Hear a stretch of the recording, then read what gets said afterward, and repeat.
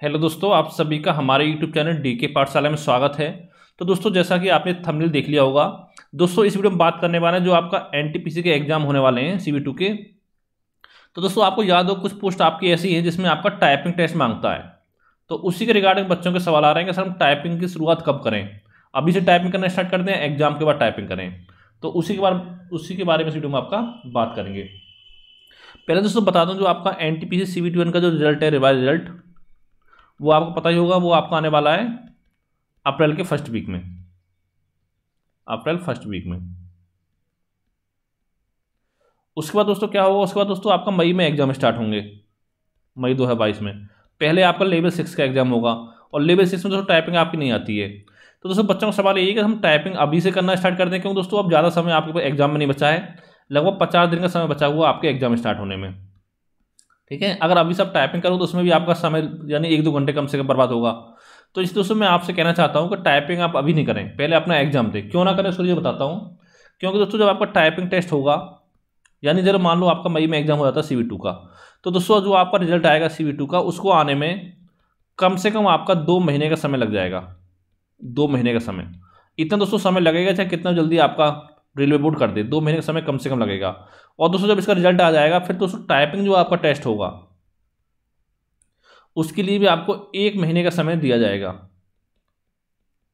यानी टोटल मिलाकर दोस्तों आपके पास 3 महीने हो गए। यानी जिस दिन आपका एग्जाम हो जाए उस दिन के बाद दोस्तों उसी से अगले दिन से आप अपनी टाइपिंग स्टार्ट कर दो, क्योंकि 3 महीने सफिशिएंट होते हैं। क्यों होते हैं दोस्तों मैं बताता हूँ आपको। अगर मान लो आपने कभी भी आज तक टाइपिंग नहीं सीखी है, तो दोस्तों आपको 10 से लेकर 15 दिन का समय लगभग, जो आपका कीबोर्ड होता है उस पर आपको हाथ बैठाने में अपना समय आपको लग सकता है कि कौन सी उंगली आपको किस बटन पर रखनी है, कौन सी कहाँ रखनी है। ठीक है, इसमें आपको 10 से 15 दिन लग जाएंगे। यानी 10-15 दिन में आपकी पकड़ इसमें मजबूत हो जाएगी। तो उसके बाद दोस्तों अगर आपको 10-15 दिन के बाद बात करूँ मैं, अगर आप 2 महीने अच्छे से, यानी 2 महीने 2 आवर पर डे अगर ठीक से आप प्रैक्टिस कर लेते हो, तो दोस्तों 2 महीने में आप इंग्लिश टाइपिंग कर सकते हो। पता होगा जो आपकी इंग्लिश टाइपिंग है इसमें वो होती है आपकी 30 वर्ड पर मिनट। और जो हिंदी टाइपिंग बात की जाए दोस्तों, इसमें होती है आपका 25 वर्ड पर मिनट। तो दोस्तों जो आपकी हिंदी टाइपिंग होती है उसमें आपको समय थोड़ा ज़्यादा लग सकता है। अगर आपने हिंदी टाइपिंग करोगे एग्जाम में तो उसमें आपको समय लग सकता है। अगर आपको टाइपिंग करनी है इंग्लिश की, तो दोस्तों 2 यानी 2.5 महीने आपको होगा। 2.5 महीने में आराम से अपनी तैयारी कर लोगे अच्छे से। तो इसे दोस्तों कहना चाहता हूँ कि जो आप टाइपिंग करें अपने एग्जाम के बाद करें। चाहो तो भी अगर आपकी तैयारी देखो अच्छी है एग्जाम की, कि हाँ आपको यकीन है कि आपका एग्जाम 100% निकल जाएगा CV2, तो आप अभी से भी कर सकते हो। लेकिन दोस्तों मैं आपसे यही बोलूँगा, जब आपका एग्जाम हो जाए CV2 का, उसके बाद उसके तुरंत बाद अपनी टाइपिंग की स्पीड अपनी प्रैक्टिस करनी स्टार्ट कर दें आप।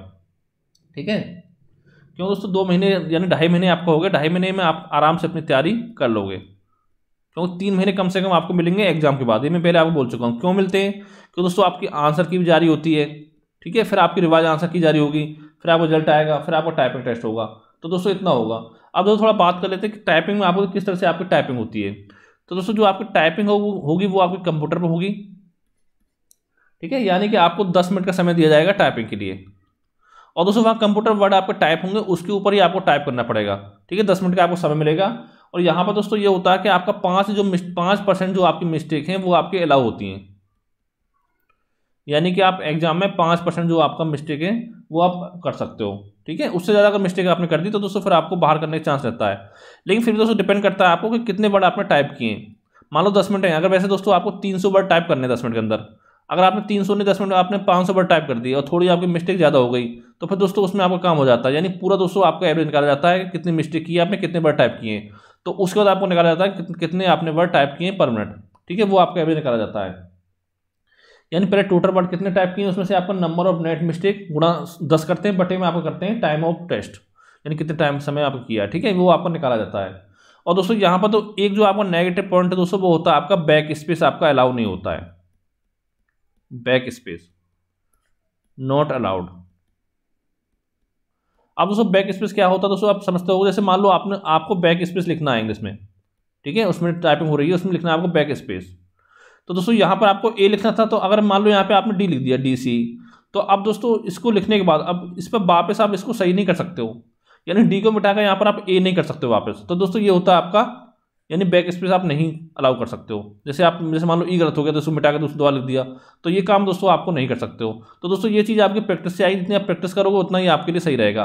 तो दोस्तों ये आपको जानकारी देनी थी। अगर दोस्तों आप चाहते हो टाइपिंग के लिए पूरा आपको प्रोसेस बता दिया अलग से, तो उस पर एक वीडियो बना दूंगा, उसमें पूरी जानकारी बता दूंगा किस तरह से आपको क्या करना है। ठीक है, तो फिलहाल अब दोस्तों आप अपना CV2 पर तैयारी करें, CV2 की। और दोस्तों साथ ही आपको बता दूंगा CV2 के लिए आपको हमारे चैनल पर आपके लिए रीजनिंग क्लास स्टार्ट कर दी गई है, रीजनिंग की, जहाँ पर दोस्तों डेली आपको रात 8 बजे एक रीजनिंग क्लास मिला करेगी। ठीक है, और जो आपका एग्जाम होगा CV2 का, हमारी उम्मीद रही रहेगी आपके एग्जाम से पहले पूरा जो सिलेबस है आपका कंप्लीट सिलेबस आपको कंप्लीट करा दिया जाए, यानी जो रीजनिंग का सिलेबस है वो आपको कंप्लीट करा दिया जाए। और दोस्तों कोई आपका सवाल हो तो नीचे कमेंट करके आप पूछ सकते हो। तो थैंक यू फॉर वॉचिंग।